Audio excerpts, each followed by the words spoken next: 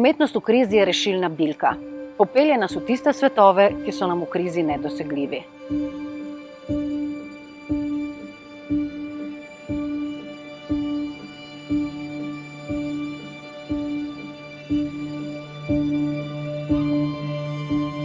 Umetnost v krizi je predvsem priložnost za spremembo konceptov, ki so bili mogoče udobni predolg časa nazaj.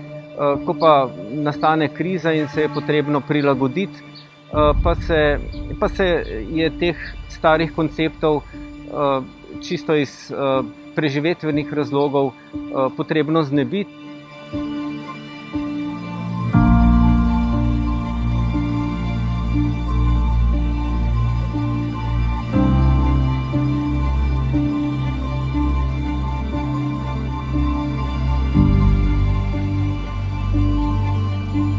Umetnost v krizi pomeni umetnicam in umetnikom, kot tudi njihovim odjemalcem, način duhovnega preživetja.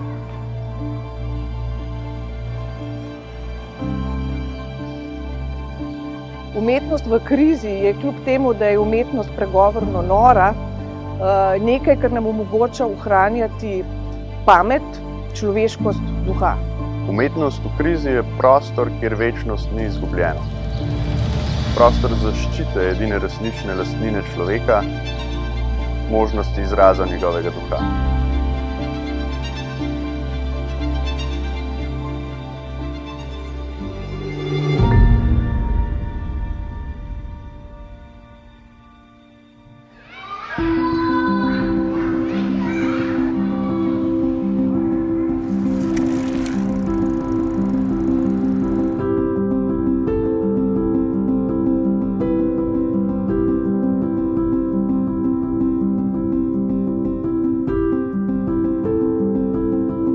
Resničnost do naših predstav ni pretirano spoštljiva. Veliki zgodovinski dogodki pač vplivajo na naše usode in na to nimamo vpliva. Na kar pa imamo vpliv, je pa, kako bomo te dogodke nekoč razumeli.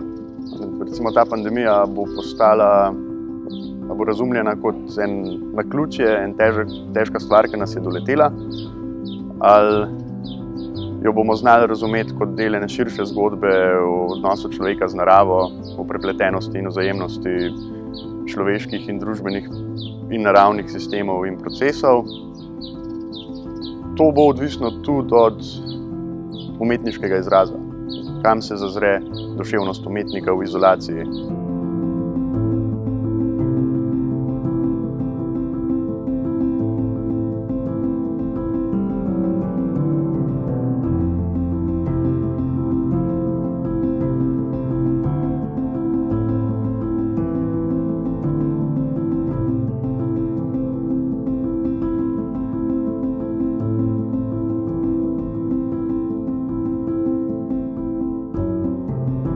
Velikokrat smo že slišali, da je fikcija resničnejša od resničnosti. In to verjetno prav zaradi tega, ker ljudje s pomočjo fikcije lahko gledamo resničnost skozi neko očala, ki ne bolijo. Če se ti neke stvari dogajajo v resničnosti, te to na tak ali drugačen način prizadene. Če pa ti stvari, ki jih poznaš v resničnosti, vidiš skozi literaturo, je kot bi si dal neko tako kopreno, neko prosojnico, ki ti omili vse te ostre robove in lažje te zadeve sprejmeš in jih mogoče tudi na nek način zaradi tega, ker nimaš tega čustvenega zidu, bolje razumeš. Posameznik se nahaja v distopiji vedno, ko nima dostopa do lastnega življenja. Govorimo o meri in obliki razdalje, ki ga ločuje od vizije življenja, ki bi se mu zdelo vredno in smiselno. Če je ta razdalja prevelika, če je nepremostljiva, je posameznik v distopiji.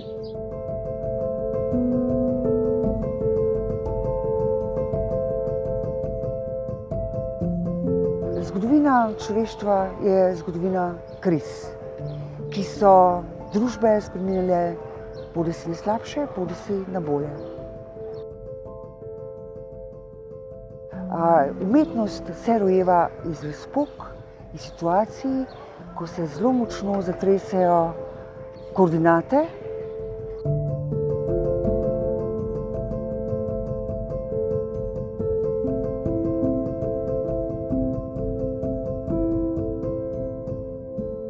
Umetnost na nek način je nek človeški pojav, zaradi katerega lahko v kakršnih koli pogojih življenja odsevamo drug drugega in na ta način ostajamo skupaj.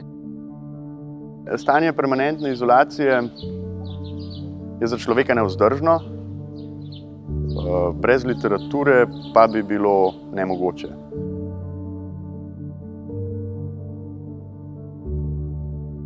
Mnogo prej kot umetnost bo svet spremenil kak virus oziroma bakterije, tako kot je bilo to v primeru kuge. Umetnost nima te moči, da bi abruptno spremenila svet, tako kot recimo naravne katastrofe oziroma politične in družbene spremembe. Je pa moč umetnosti v tem, da lahko predhodno zelo natančno in senzitivno razbere situacije in tudi napove dogodke in da potem lahko post festum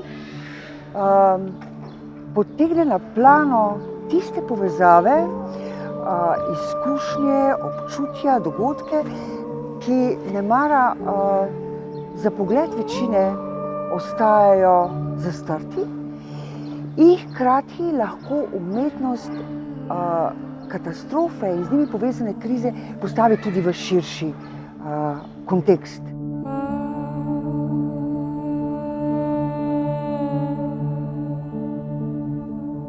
Seveda se položaj umetnikov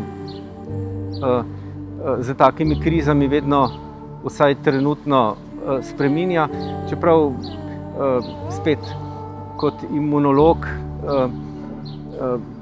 mogoče vidim te napovedi velikih sprememb precej pretirane, ker sem skoraj prepričan, da to ni neka globalna sprememba življenja, ampak je samo neka motnja, ki jo čez 2 leti niti ne bomo več se dobro spominjali.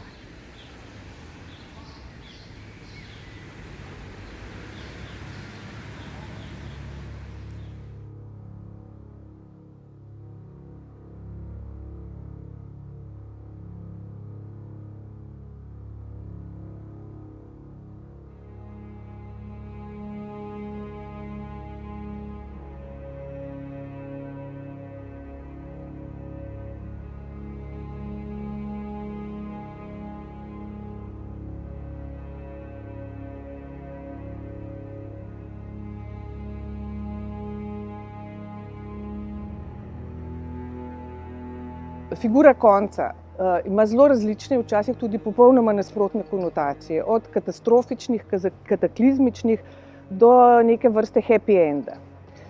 In recimo, če se spomnimo na obdobje po padcu Berlinskega zidu, ko je Francis Fukuyama lansiral tisto znamenito tezo o koncu zgodovine, je imela ta teza vse elemente happy enda, torej kapitalistična liberalna demokracija kot najvišja možna oblika človeštva, ki konec koncev nima v sebi več nobenih protislovij. Dejansko pa se mi zdi, da zdaj že kar nekaj desetletij živimo ujeti v precepu neke dvojne logike konca. In da marsikatera distopija, marsikatera apokaliptična vizija sveta ne izhaja enostavno iz tega, da se bo nekaj zgodilo in se bo svet končal, ampak prej iz tega, da se pa nekatere stvari nočejo končati in da nas bo prav to pokončalo, ta nemožnost konca.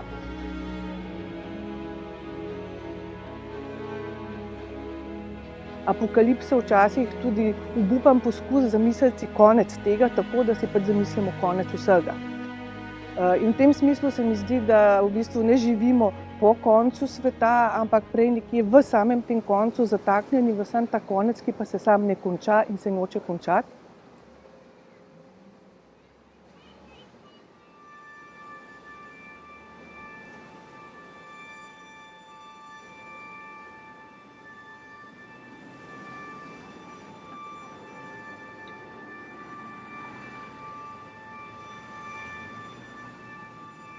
Thank you.